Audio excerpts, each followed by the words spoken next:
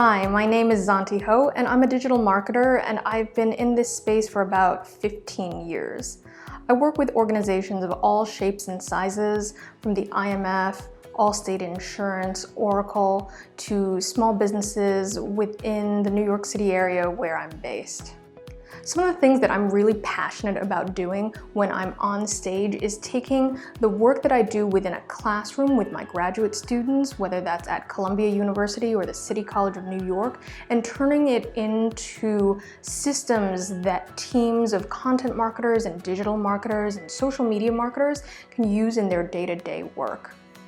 At the start of every semester, when I work with my graduate students, we start with this quote from Marshall McLuhan.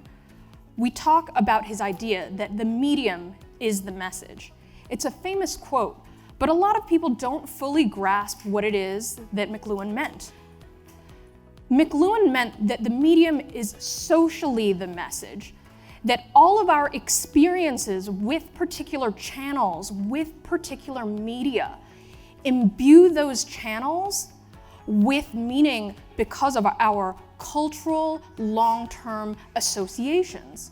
So when you think of a television program, you are experiencing TV through the lens of somebody who has watched TV for years and years and years, who has heard about TV for years and years and years. When you experience a Tumblr meme, you are thinking about that meme in the context of all of the other memes that exist on a channel like Tumblr. When we think about content marketing, oftentimes we think about content marketing as the production of content that has a lot of value to our audience. But in this day and age, we must consider the implications of the different social media channels on that content so that we can be more effective when it comes to communicating within those different channels, within the different lexicons. I'm truly passionate about communications. I tell people that I have been on a stage since the age of 5 when I won a poetry recitation contest. And I really love to help people to better understand concepts. I am really passionate about teaching other marketers the skills that they need in order to be as effective as possible in their work day to day. How do we design questions or situations that allow us as marketers to impact the choice of our customers? Well, we have to do it with behavioral economics. You might have heard of this term before, but behavioral economics is the study of human decision making. It is a study and a discipline all about choice. So what I want to do today is talk to you about 3 different disciplines within behavioral economics and talk about how we can collect the right data within each of those different disciplines. The first is the automatic and reflective system. The second are nudges, one of the most famous examples from behavioral economics. And the third is principles of persuasion.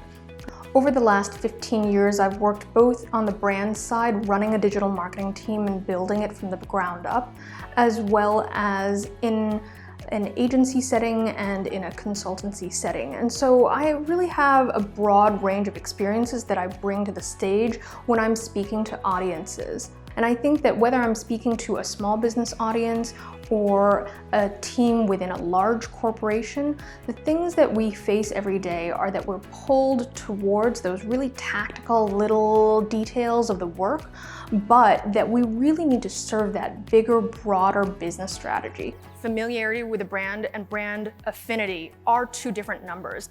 In fact, when I was in grad school at Columbia, they used to love to say that awareness is not a goal. That people being aware of your brand does not mean that it has a good reputation, right?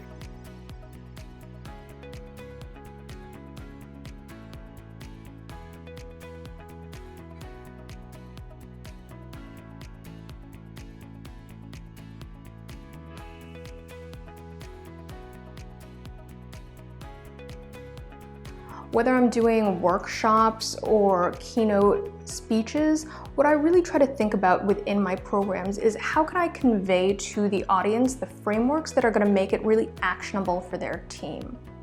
I think that by understanding what are the shared common experiences of the audience, we can be really effective at getting them to relate to each other and get them to pay more attention to the concepts that are going to help them drive that digital marketing practice forward. How many of you have looked at the bounce rate on your website and said it's way too high on our sales pages or our product-related pages? Yeah, about 50% of people. This is a very common concern that I hear from businesses. During the coronavirus pandemic, of course, I've had to pivot, like many of you, to the digital space, and now I'm doing many events virtually or online, and lucky for me, that's something that I'm actually extremely comfortable with because I've been producing online webinars and content for many years for different clients. So being on camera in my home office or in my office environment is not a problem. I really try to be as interactive with that audience as possible.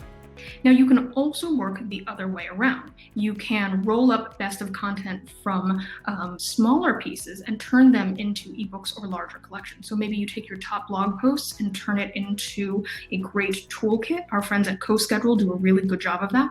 You might take a popular video series of shorter clips and turn it into an easy to subscribe to course via email. Those are some different ways that you can take your existing content and turn them into new pieces that add more value.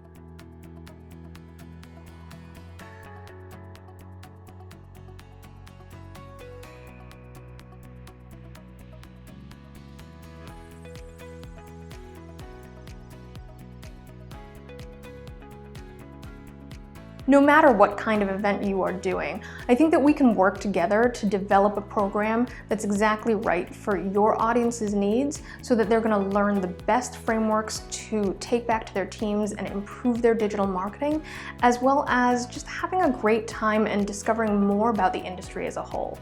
Thank you for attending, and I hope you have a wonderful rest of your content marketing world.